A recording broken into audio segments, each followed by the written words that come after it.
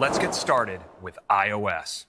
Our new release is iOS 14. We spent time rethinking some of the most iconic elements of the experience on iPhone. Let's dig in, starting with the home screen. Today's home screen works great, but as we get more and more apps, we can end up with this: lots and lots of pages.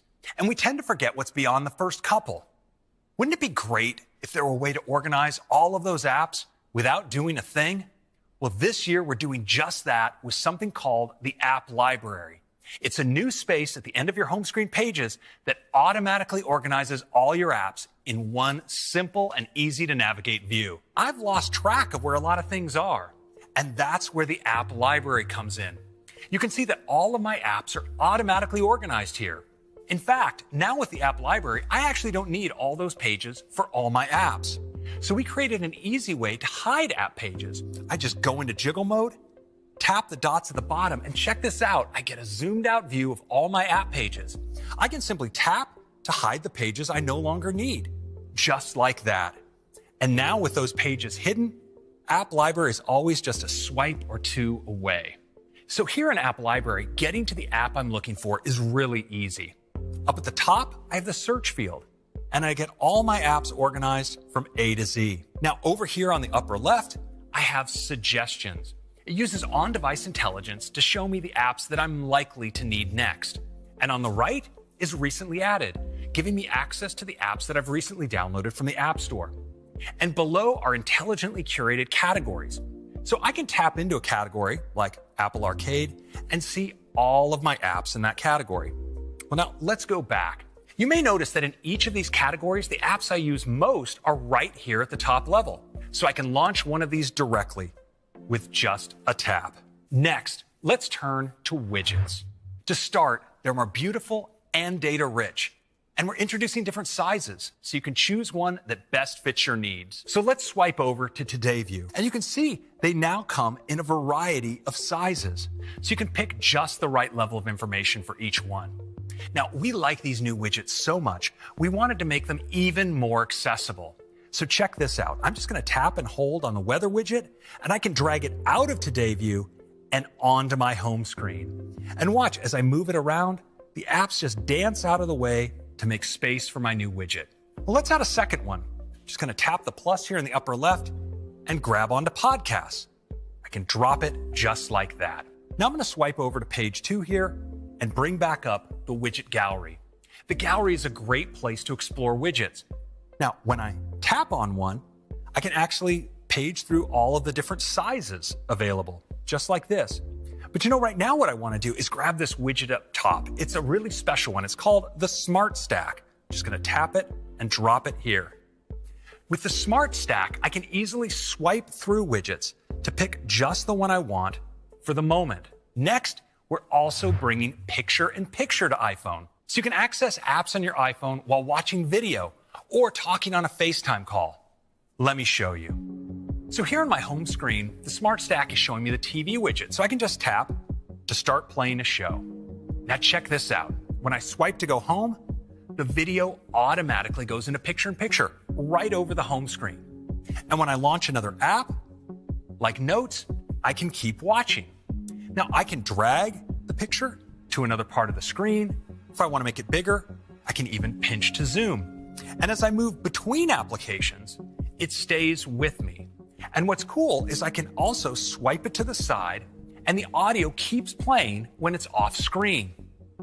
Now, here on the home screen, I can bring it back out if I want. And I have controls to get back to full screen playback, or I can just tap the X to close it.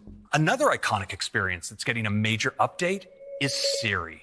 For example, if you say, "Open Safari," Siri pops up at the bottom of the screen and instantly launches the app. Or if you ask for information, like the weather, results appear at the top of the screen, just like a notification. Now, this is especially great when there's information you want to reference on screen. For example, you could ask Siri to add to your grocery list. Siri is getting smarter and even more helpful every day. This year, you can now ask Siri to send an audio message, and Siri will start recording. Another popular way to send messages with your voice is using dictation. Keyboard dictation uses the same speech recognition as Siri. And leveraging the power of the neural engine, we are now able to run dictation on device. This provides great accuracy and privacy. We're introducing a new app called Translate. It is designed to be the best and easiest to use app for conversations, and it can work completely offline, keeping your conversations private. Using advanced on-device machine learning and the powerful neural engine, you can translate your text and voice between any combination of these 11 languages. Next up, messages. First, let's get started with conversations. From the beginning, Messages was designed to make it really easy to get to your newest messages. But with so many active conversations, sometimes it can be tough to get to the ones that are most important to you. So we are introducing a new way to let you stay connected to your most important conversations by letting you pin them at the top of your list so you can always get to them. And you can see messages as they come in with a beautiful animation on the pin. In iOS 14, we're adding even more ways to create your look with over 20 new hair and headwear styles to let you reflect your hobby, profession, and personality. We've also added something that's even more relevant today, face coverings. And we're adding more age options too. We're adding inline replies that let you reply directly to a specific message. You can view replies in the full conversation, or you can view them as their own thread so you can focus in on the specific topic. To make it even more clear who a message was meant for, we're introducing mentions. With mentions, you can just type someone's name to direct a message to them. And now you have the ability to only be notified when you're mentioned in the group conversation. And check out the top of this conversation. We have an all-new design for how groups appear. It lets you see all the members of your group where the most recently active people are shown largest. And for the first time ever, you can create a unique visual identity for your group by setting a group photo or customizing your group's look with an emoji. Inside the conversation, you see group members' photos around the image. Of course, it looks great as a pin. You know who's most recently commented in the group because their photo will appear around the outside of the pin. Next, let's take a look at features that help us while we're out and about. First, let's talk about finding great places. In iOS 14, the Maps team will be working with some of the world's most trusted brands to offer amazing guides. Guides for great places to eat, shop, meet friends, or explore in cities around the world. With iOS 14, we're introducing great new features to help our users reduce their carbon footprint. And our first one is also our most requested. It's cycling. We're adding a dedicated cycling option to Maps, which allows users to ride their bike along bike lanes, paths, and roads. Maps takes elevation into account to let you know if you're in for a challenging uphill workout or a leisurely flat ride. For environmentally conscious drivers, we're also introducing EV routing. With iOS 14, Maps will track your current charge and factor in things like elevation and weather to automatically add charging stops along your route. And Maps will know which type of charger works for your car, making sure to only route you to compatible stations. Cities around the world are also working to improve air quality and reduce traffic. So we're adding congestion and green zones to Maps to easily see where they are, along with alternate routing options. Let's turn to the App Store. An app clip is a small part of an app. It's light and fast and easy to discover, so you can quickly get what you need right when you need it. They start with this card, which quickly pops up, and with just a tap, you can launch the app clip. You don't need to enter credit card numbers because app clips can use Apple Pay for payments.